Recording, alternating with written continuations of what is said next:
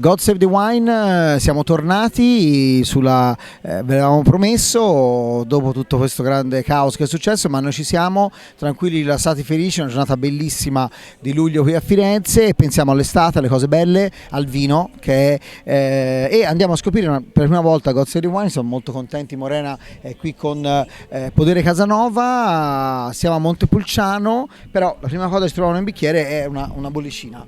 Sì, abbiamo voluto ideare questa bollicina, è un rosé questo, perché di origine venete noi volevamo comunque produrre una bollicina anche in Toscana, anche in Montepulciano, e quindi abbiamo ideato due bollicine, il Brut e questo Caterina Rosé. Questo rosé è vinificato in bianco ma da bacca rossa, è un 80% sangiovese. Comunque omaggio a Montepulciano. Assolutamente tutto Montepulciano. Poi il restante 20% Grecchetto, Verdello e Chardonnay.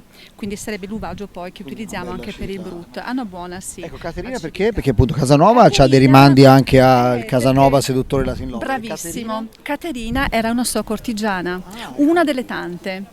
Quindi, una non gli bastava mai, è chiaro. No. Quindi questo Caterina si fa parte proprio del discorso legato a Giacomo Casanova, che tra l'altro era anche un grande intenditore di vini. Ah, ecco, questo non lo sapevo. Assolutamente. Quindi lui seduceva praticamente le sue donne anche con il vino, però quando è arrivato in Toscana è stato sedotto dalla terra e non dalla donna, e quindi è stato sedotto veramente dall'amore che aveva per la Toscana. Beh, quello succede a tante persone, infatti arrivano qui con le migliori intenzioni e poi restano stregati, insomma non c'è bisogno di Firenze, anche a Montepulciano è talmente bello. Ecco, però a Montepulciano è ovvio che le persone poi arrivate dal Veneto non vi valutano sulla bollicina, che siete bravi a farlo e quello è scontato, invece vanno a valutarvi sul nobile. Quindi invece il nobile qualcosa assaggiare. Guarda, come nobile io proporrei questa sera un 700. Questo qua è un vino in purezza, è un 100% sangiovese che noi praticamente utilizziamo raccogliendo le uve di Sangiovese che abbiamo vicino a un bosco del nostro praticamente vigneto,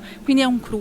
Questo è un vino comunque che risulta morbido pur essendo in purezza, perché la raccolta delle uve è stata una maturazione perfetta, annata perfetta nel 2015 e poi c'è questa escursione termica che ci aiuta, quindi abbiamo il lago di Trasimeno, il lago di Montepulciano e il lago di Chiusi, fa sì che questa escursione faccia poi arrivare questo risultato, quindi abbiamo deciso per la purezza proprio perché non aveva bisogno di nessun altro tipo di... Tra l'altro a Montepulciano, ecco, Sangiovese in purezza, sapete che il nobile è minimo 70% Sangiovese e poi anche altre uve 80 e in realtà quindi è raro trovare dei 100% Sangiovese, si può fare con dei piccoli cru, ecco, ma chi ci riesce è molto interessante anche perché Montepulciano non è uniforme, ci sono varie zone, sottozone che purtroppo non sono ancora valorizzate, ma ecco. Il nostro territorio essendo a 300 metri circa di altezza abbiamo proprio tutte le varie caratteristiche che ti permettono di fare anche un vino in purezza e ha una bella gradazione perché questo è un 14 gradi. Questo quest'estate non lo diciamo perché sennò le persone si spaventano,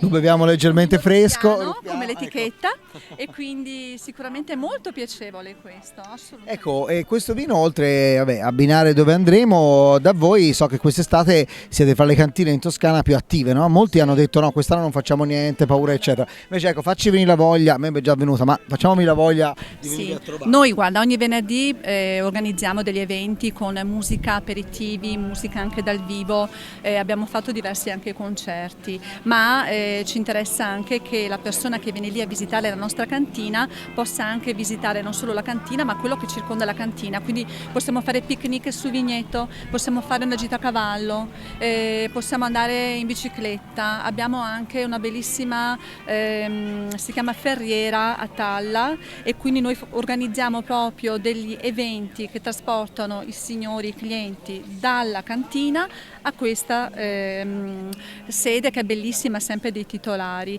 È una vecchissima ferriera, quindi anche quella molto bella da visitare. Quindi ecco, vedete bene che le avventure, poi sia tutte all'aria aperta, tutto il distanziamento che volete.